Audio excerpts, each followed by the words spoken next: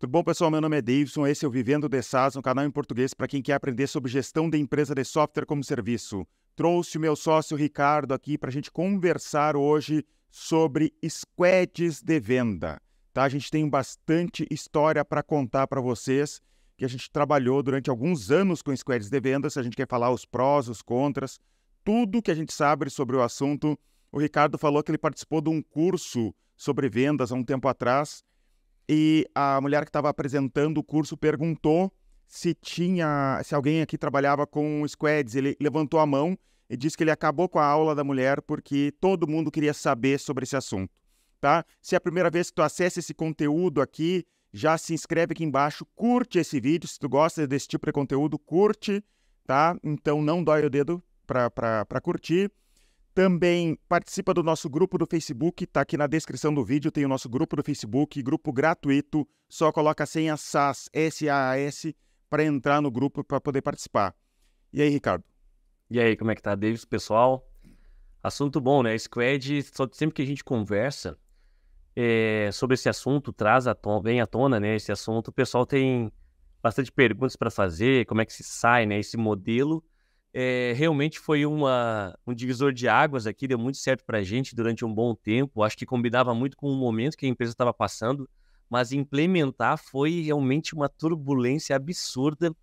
Acho que até ali fazia tempo que um vendedor não era demitido da empresa, acabou tendo até demissão na empresa de vendedores por causa, né, até se encaixar com essa nova cultura de trabalhar com squads, uma proximidade, uma formação diferente, né, entre os times ali.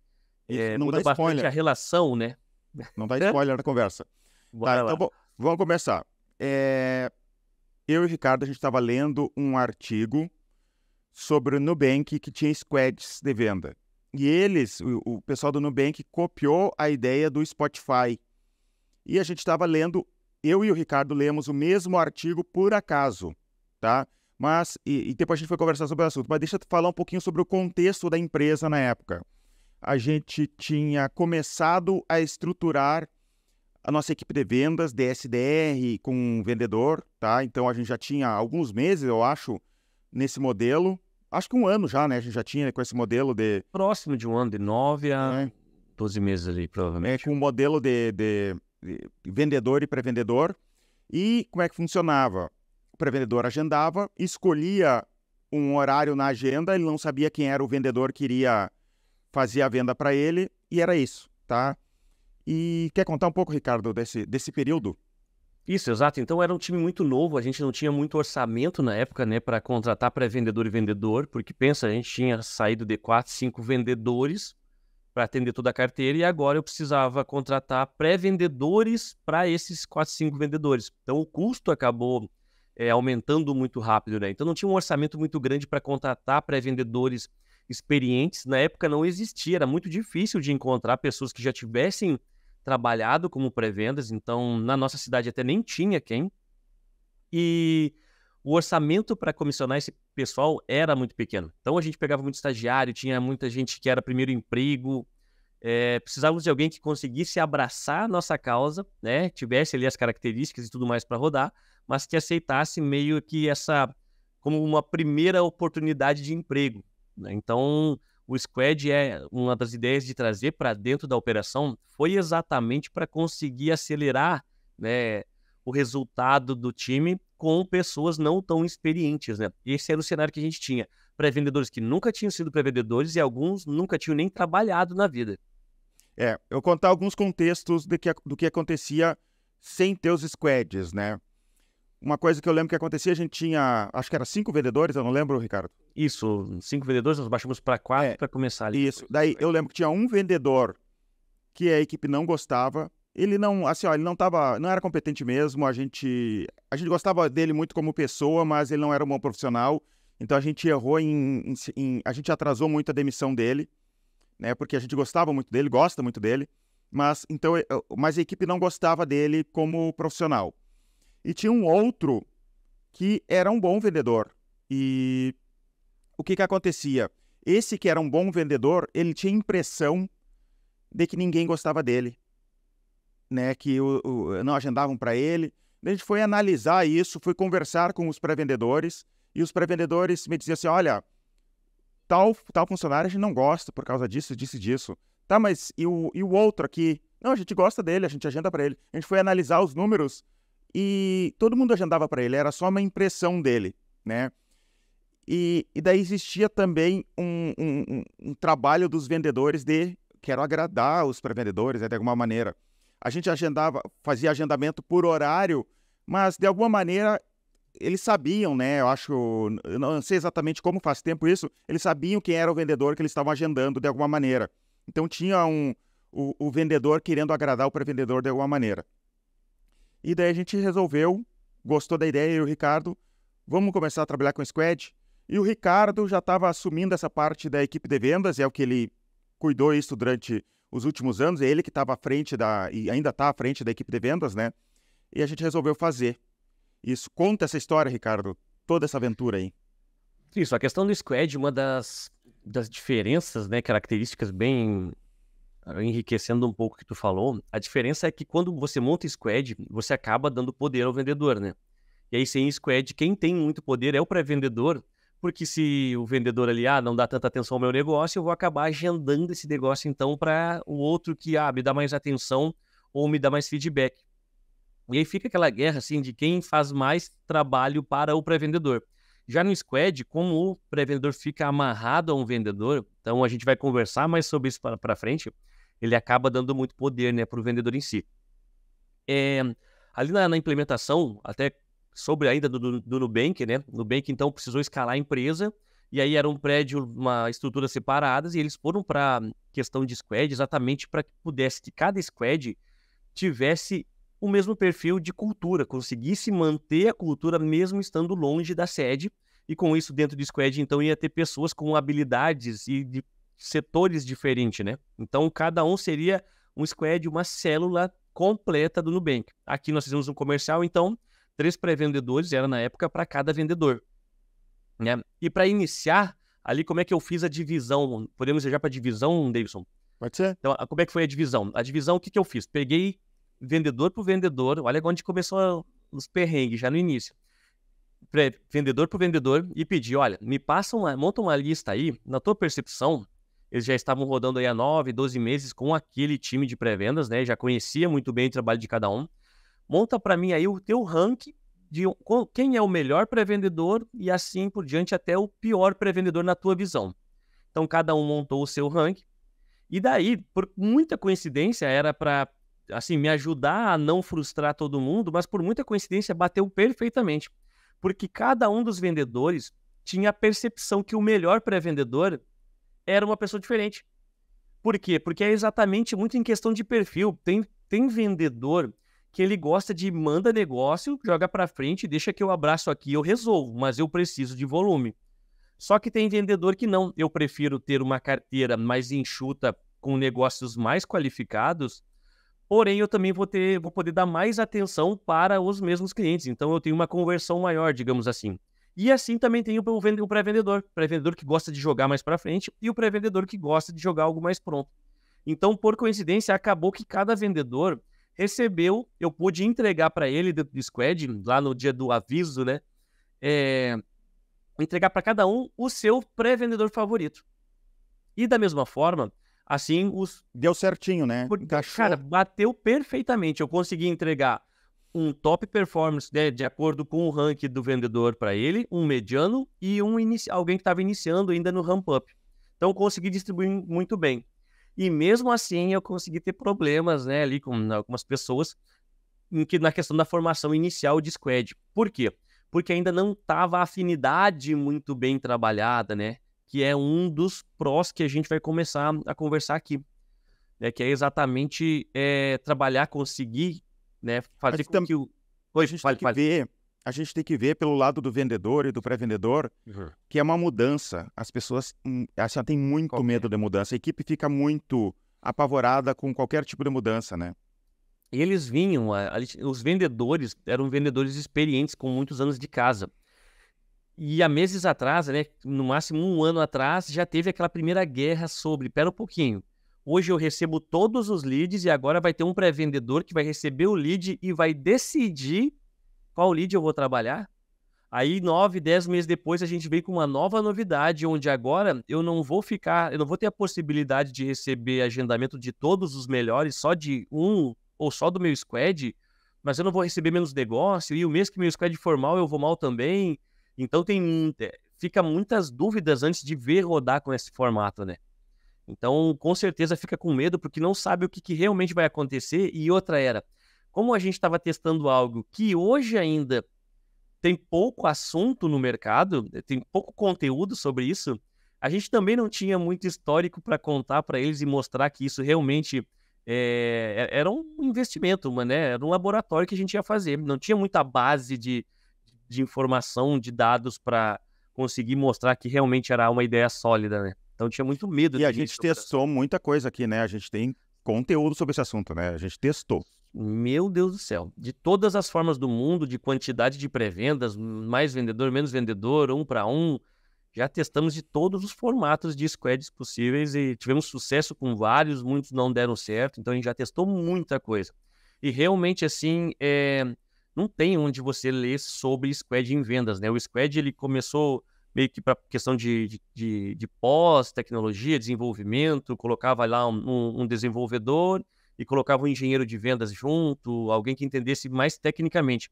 E aí nós trouxemos para vendas mesmo, né? Onde só tinha pessoas do processo de vendas envolvido. Tá, então vamos para os prós e contras, o que tu acha? Pode ser.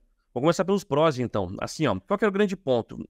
Olhando para o que a gente tinha antes de começar, como era um time que estava crescendo muito e a gente não tinha um orçamento, aí era uma realidade bem diferente, né, da Zipline naquela época, a gente tinha pouco orçamento para pagar tanto comissionamento e salário de pessoas robustas e experientes e também líder. Então era eu para contratar, para treinar, para estudar, para entender para que lado a gente ia. Ao mesmo tempo a gente frequentava evento, eu tinha que ir para evento. Então eu não tinha muito time, muita liderança.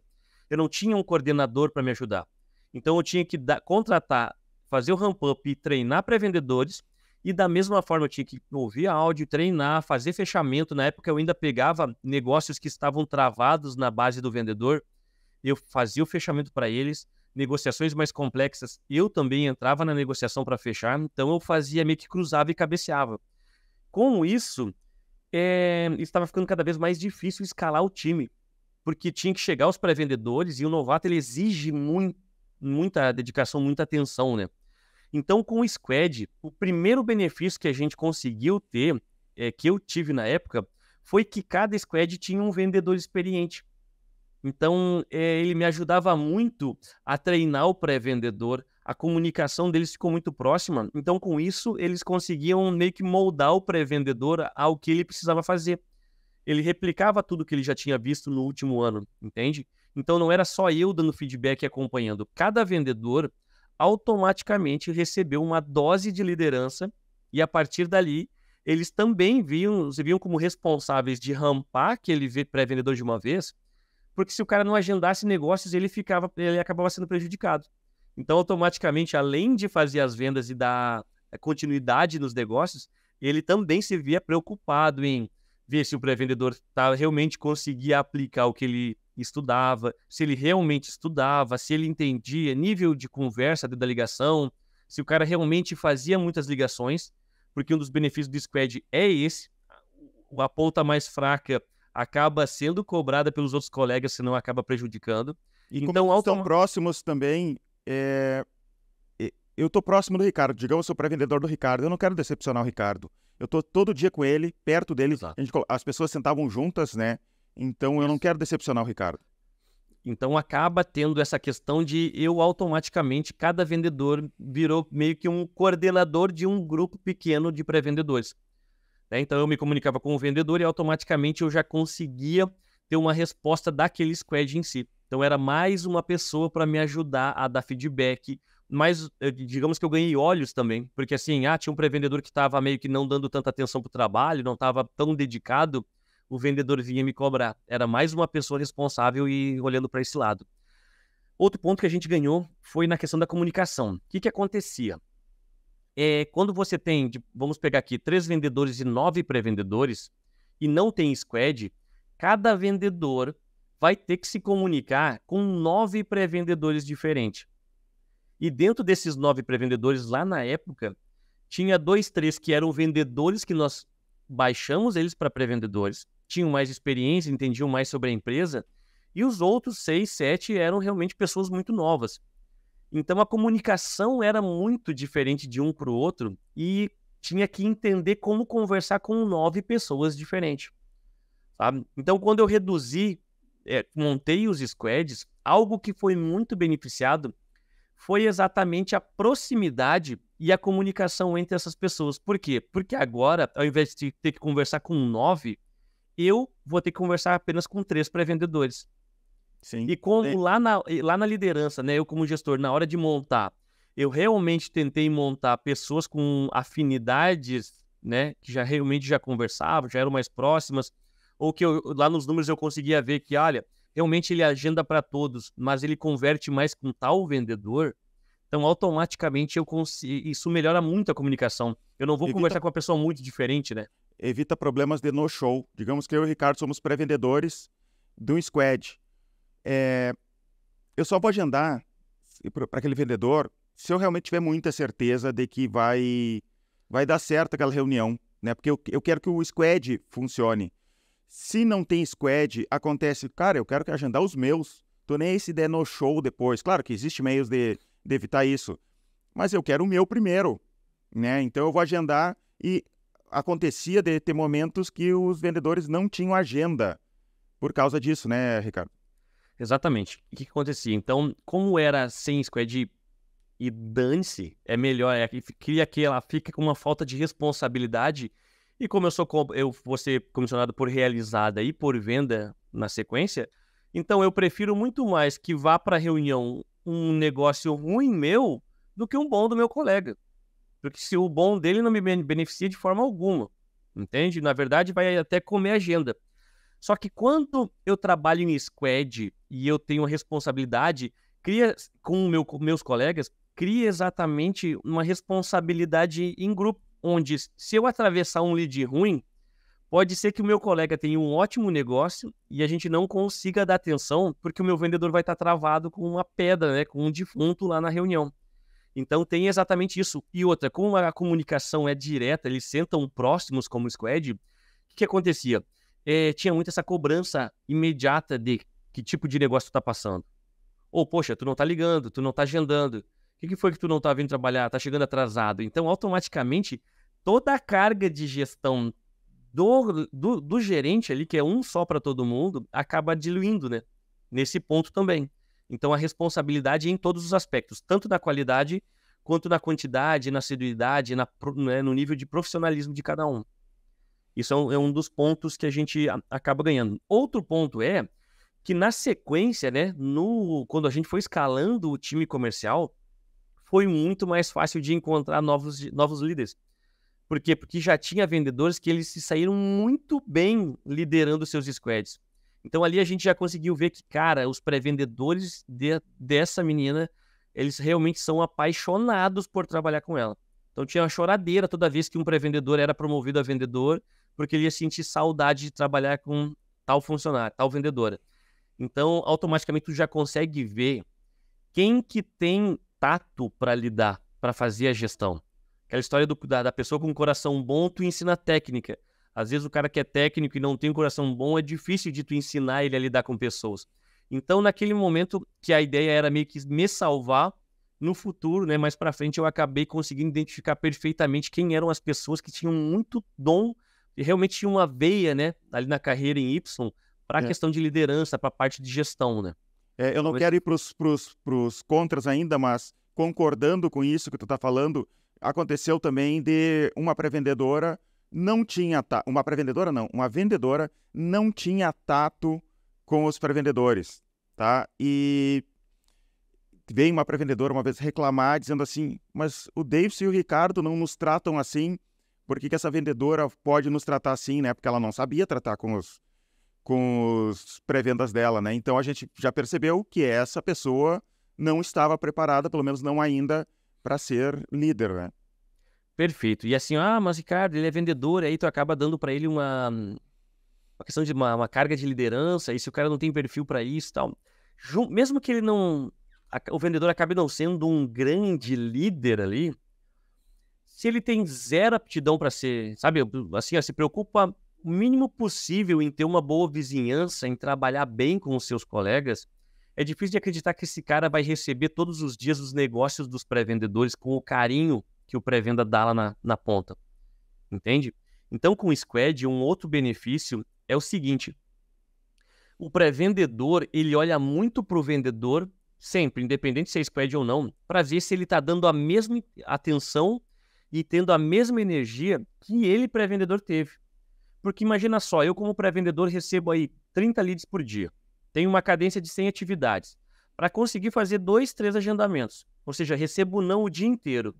Consigo achar um cliente lá, nossa, um milagre de Deus que caiu no meu colo, agendo ele, faço uma super ligação, anoto o máximo de informação, cai no vendedor, o vendedor entra na ligação murcho, sem interesse nenhum, não leu as anotações do pré-vendedor, ou seja, ele entrou sem insumo nenhum, não serviu para nada toda aquela riqueza de informações que o pré-vendedor captou, aplicou o processo, o vendedor entra sem dar atenção ao que foi anotado, repete todas as perguntas que já foram feitas na qualificação, não tem o mesmo, assim, tem cliente que vem, aquela história, né, tu consegue realmente, quem sabe, pagar as contas de um açougue vendendo filé mignon, mas tu não consegue escalar, né, de uma forma poderosa se não vender costela. Então, tem clientes que realmente precisa de mais estudo, precisa mexer no escopo do projeto, precisa realmente ir mais a fundo para conseguir gerar interesse. E aí, o pré-vendedor cobra. Cara, se o pré-vendedor não vê isso do vendedor, acabou. Então, o Squad acaba sendo exatamente isso. Vira, assim, ó, quase que eu brinco, é quase uma gangue, entende? Os caras, eles têm meio que quase uma seita ali dentro, com as regras, com rituais, com a forma de trabalho. Eles têm as regras deles ali com questão de postura, forma de conversar. Outro ponto é o seguinte, tem vendedor que ele gosta de informações mais diretas à questão de solução. O que o cara tem de solução hoje, o que ele precisa, quais são as dores, quais são as implicações. Ponto. Já tem vendedor que ele é um cara muito mais no ramp-up, é uma conversa muito mais largada, sabe, assim, muito mais à vontade, e ele gosta de saber se o cliente é bem-humorado, ele aceita brincadeiras, o cara é mais sério, é um cara mais profissional, qual é a profundidade de conhecimento do cliente, né? Pega um cara ali que, poxa, entende muito de software, já tem há 10 anos o sistema lá na empresa, ou não, é um cara que entende pouco sobre a solução, é a primeira solução dele. Qual é o nível de conhecimento, ele quer saber que tipo de brincadeira foi feita. Então, assim, tem perfil de vendedor que gosta de algo mais direcionado ao filtro de qualificação e tem vendedor que gosta de saber esses pontos emocionais sobre o perfil do cliente exatamente para ele conseguir se espelhar melhor. E dentro do Squad, tu consegue trabalhar muito isso em questão de perfil. Porque tem aquele pré-vendedor que é um pré-vendedor muito animado que, poxa, ele consegue trazer muito rapport para dentro da conversa, e tem o pré-vendedor que também se dá muito bem, tem ótimos números, e a conversa dele é muito mais serena. Né? Então, tem muito homem, o homem tem mais facilidade, pelo menos é o que a gente vê aqui, em ter conversas mais flexíveis, mais dinâmicas, mais divertidas. E as mulheres tendem a ter conversas, às vezes, mais inteligentes, sabe? Mais sérias, mas com uma profundidade muito boa. E na hora de montar Squad, se você consegue bater o perfil ali do Squad sendo muito semelhante, o resultado pós-Squad é muito maior para times mais não tão maduros, entende? Então isso acaba ajudando bastante, que é bater o perfil. Isso é bom, mas mais na frente, quando a gente estiver falando do contra, a gente vai bater muito da dificuldade que é montar isso daí também. Quero te fazer uma pergunta, Ricardo. Não sei se a gente vai entrar na parte do contra, que eu não quero entrar ainda, ou a não ser que tu queira. Como é que foi os squads na pandemia? Toda vez que tem as danças da cadeira ou a pessoa adoece e outra não, vem a complexidade de fazer a gestão dos squads. Isso é pro contra, então vamos falar adiante, não vamos entrar ainda. Então. Nós vamos tocar nisso lá na frente. Eu ia te perguntar se ajudou ou se piorou a situação, os squads durante a pandemia. Eu não sei, assim, ó, qual que é a questão? Eu acho que seria difícil de qualquer forma, entende? Tem o agravante do squad, que é se uma pessoa eu tenho 9 pré-vendedores e uma fica doente, beleza, eu rodo com 8, não tem ninguém, nem o squad vai ser prejudicado, entende? Eu vou parar de mandar lead para esse cara, vou mandar a mesma quantidade para os outros e acabou. Agora, se eu tenho squads com 3 pré-vendedores e um dos squads agora vai ficar com 2, então automaticamente ele vai ser prejudicado, entende? Então, nesse ponto, acabou sendo prejudicial. Mas, ao mesmo tempo, o pessoal em casa, a comunicação, como eu disse, como ela é muito beneficiada com o squad, nesse ponto ajudou demais na pandemia. Porque como eu tinha que dar atenção para todo mundo e dividir meu dia para uma galera que estava em casa, esse cara nunca estava abandonado. Por quê? Porque o vendedor estava ligando para ele a cada meia hora no fim de uma reunião para alinhar como é que foi. Entende? Então, ninguém ficou abandonado durante a pandemia. Mesmo aquele que eu, quem sabe, não pude dar tanta atenção, tinha alguém do squad falando com ele. Entende? Então, a comunicação, assim, ó, não tem como. Nada ganha no alinhamento de comunicação com a questão do squad. A comunicação é perfeita e até esse é o próximo ponto positivo que eu trago. O abrir e fechar torneira de negócios. Como é que funciona isso? Veja só. Quando eu tenho 3 vendedores e 9 pré-vendedores, o vendedor tem aquela sensação que eu preciso pegar o máximo de negócio. Eu não posso parar, porque senão eles vão achar que eu não estou querendo pegar negócios dele, daqui a pouco ele já não me manda mais, ele vai gostar mais do outro vendedor, vou receber menos. E mesmo que tu monte um carrossel redondinho, se tu fecha a tua agenda, tu sente que está sendo prejudicado porque os outros estão recebendo mais negócios, mais oportunidades. Então o vendedor acaba se atolando de negócio. E às vezes ele não consegue dar atenção para um negócio que ele poderia continuar a conversa porque ele quer pegar o próximo negócio. E pega um negócio ruim. Peguei o Ricardo, agora eu tenho que... Só que o Ricardo só pode conversar de novo comigo, porque ele tem que conversar com o sócio dele na segunda-feira. Então eu tenho que ligar segunda-feira de novo para o Ricardo, continuar a conversa. De repente eu tenho que marcar para conversar com o sócio do Ricardo para ver se continua a negociação. Mas eu, como vendedor, quero mais um negócio. Eu quero encher minha base, né? Então tem esse ponto. Isso, e o que acontece? O pré-vendedor, ele não tem conhecimento quando não é squad, como é que está a base daquele vendedor. Ele não tem essa comunicação. Porque... E, de verdade, não está nem aí. Exato. Isso, porque ele quer lançar um negócio para frente e ter vira, porque eu não recebo por venda, recebo só por realizada normalmente, né? Então, o que acontece? Eu vou jogar para frente e ter vira lá, irmão. Entende? Dá teu jeito aí. Se tu tá com a tua agenda aberta, é porque tu pode. Então, e outra, o vendedor não vai parar para alinhar com os 9 pré-vendedores sobre isso, porque daí eu vou ter que alinhar. Eu, como pré-vendedor, acabo tendo que ouvir como é que tá a base de 3 vendedores diferentes e o vendedor alinhando com 9 pré-vendedores. Então não roda, não faz muito sentido. Já no squad, tem perfeitamente isso, onde o vendedor, na hora que ele conseguiu converter muitas vendas e ficou com pouco negócio, ele, na parceria ali, em questão de alinhamento, consegue sentar com os pré-vendedores meia hora, 15 minutos e dizer, olha só, tô sem negócio, pode me avançar mais negócios, quem sabe com menos maturidade, menos trabalho ali realizado, porque eu tô com tempo para dar atenção para esses caras. Então pode mandar que eu já vou desatolando vocês aí, e aqui agora a gente vamos trabalhar um pouco mais em questão de volume. E o mesmo acontece quando o vendedor, poxa, peguei muita reunião, gente, eu não posso receber mais reuniões, então agora vamos fazer o seguinte, vamos trabalhar um pouco mais de qualidade. Acompanhe mais esses clientes, leve o cara para o teste, faça perguntas mais complexas, vá mais fundo nas dores, mantenha o cara aquecido até semana que vem ou até daqui 2 dias, que eu já vou estar com mais tempo, já vou ter fechado mais negócio, dado mais manutenção à minha base, e agora sim vocês podem, e aí lá daqui 2 dias, poxa, vocês me mandem esses negócios mais qualificados. Então essa comunicação é muito próxima do acelera e freia, né? Abre e fecha a torneira de vendas e de negócio. Isso acaba fazendo com que a gente tenha sempre um volume bom de negócio e venda saindo, entende? E não fica, digamos assim, o vendedor tendo que tratar de qualquer jeito os negócios que está com a base cheia demais. Ele consegue todo mundo trabalhando, né, pela saúde da base do vendedor. Então ajuda muito nessa parte também. Tá.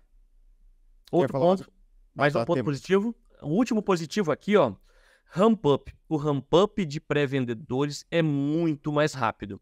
Porque uma coisa é eu trabalhando individualmente com os 9 pré-vendedores do lado, os 8 do lado, digamos assim, vamos pegar esse exemplo, né, de 9 aí. Funciona demais, nossa cultura é muito forte. todo mundo ajuda todo mundo, então, como você foi ajudado, você se sente com a responsabilidade e dívida pela empresa, né, de ter que ajudar quem chega. Então, isso é muito forte aqui, a nossa comunidade, a nossa cultura é muito forte para esse lado, mas não tem comparação quando o cara do lado, o salário e a comissão dele é atingida diretamente pelo teu resultado. Então, assim, cara, é mais do que interesse pelo colega, é interesse pessoal de que você rode bem. Então, o ramp-up de um pré-vendedor que tem experiência, pegando um novato e entregando não só o que a cartilha, não só o que o playbook de vendas ensina, mas quais são as boas práticas do negócio. Porque assim, Deilson, a vida de um pré-vendedor de ERP, as boas práticas, de acordo com os canais de vendas que chegam ali, de acordo com como o gestor comercial divide os canais e os leads, né, por qualidade, ele muda muito para um pré-vendedor de e-commerce que a forma que o gestor comercial divide os leads é diferente, entende? A boa prática é diferente. Mesmo que eu ensine um pré-vendedor aqui, como ele vai executar o dia a dia dele, cada atividade, para onde ele vai dar prioridade e que lead onde ele vai buscar as oportunidades, isso muda muito. Tu entende? Então, tu receber ser recebido por um pré-vendedor experiente que vai te dar todas as caídas da mesa, que a gente chama aqui, isso avança muito rápido o pré-vendedor. Porque coisas que ele demoraria, quem sabe, é o mesmo que a gente faz aqui no canal. Coisas que eu precisaria de 5, 10 anos para aprender. No caso de pré-vendedor, eu vou levar 1 ano para terminar meu ramp-up. Não, o cara já me entregou tudo o que ele aprendeu nos últimos 2 anos. Então, o Evita aquilo ramp-up é outro nível. evita também aquilo de eu vou guardar esse conhecimento só para mim. Eu, como vendedor, vou guardar isso só para mim. E acontece esse tipo de coisa, mas acaba evitando isso porque eu, como vendedor, eu quero aquele pré-vendedor dando certo o mais rápido possível porque a minha comissão está em jogo, né? Então, acaba todo mundo aprendendo muito. Automaticamente é aquela história. Mais pessoas pensando, mais cabeças, mais mentes pensando em como resolver um problema que é da empresa, que no caso é rampar ali o cara que acabou de ser contratado e não tinha experiência. Então, essa parte, a profundidade que ele consegue chegar em pouco tempo, não tem como um gestor entregar. Outra questão é o seguinte, o cara novo da empresa vê o gestor, vê o líder como o chefe, entende? Então, às vezes, ele tá te ouvindo, ele realmente na verdade, assim, ele tá te ouvindo, mas não tá te escutando. Porque ele tá nervoso em como eu vou aplicar todo esse conhecimento. Meu Deus, ele fica na preocupação, ele acaba não captando muito da informação. Só que quando ele vai conversar com o par dele, lá dentro do squad, que é o colega que executa da mesma camada, o colega dele vai falar exatamente a mesma coisa, porque ele vai falar algo que ele ouviu do mesmo gestor, só que o cara que está chegando, coisas que ele não pega com o gestor, ele pega com o colega. Entende? Então, isso não tem como entregar de outra forma. E sim, a cultura, você pode manter isso mesmo não tendo com o squad, né? Vai ter o cara que fala, não, mas poxa, eu tenho isso aqui na empresa e não tenho squad. Eu sei que sim, mas a profundidade que você consegue ter ali é muito maior. É realmente diferenciado. Tá gostando do conteúdo? Então, a segunda parte dessa conversa está disponível dentro da plataforma Vivendo de SaaS. Se tu quer assistir toda, dá uma olhada aqui na descrição desse vídeo, tem um link para a plataforma, custa apenas R$ 89,90 por mês para assinar a plataforma Vivendo de SaaS. Nessa plataforma tem um monte de conteúdo sobre software como serviço, sobre como escalar a empresa de SaaS, tem áudios reais de ligações para clientes aqui da nossa empresa, do eGestor, dos nossos vendedores e pré-vendedores entrando em contato com clientes para vender. Então, tu vai aprender sobre processos de venda, sobre marketing, tem mentorias, tem um monte de conteúdo interessante sobre software como serviço. Clica aqui embaixo, se cadastra aqui, né, para te participar dessa plataforma que eu acho que tu vai gostar bastante.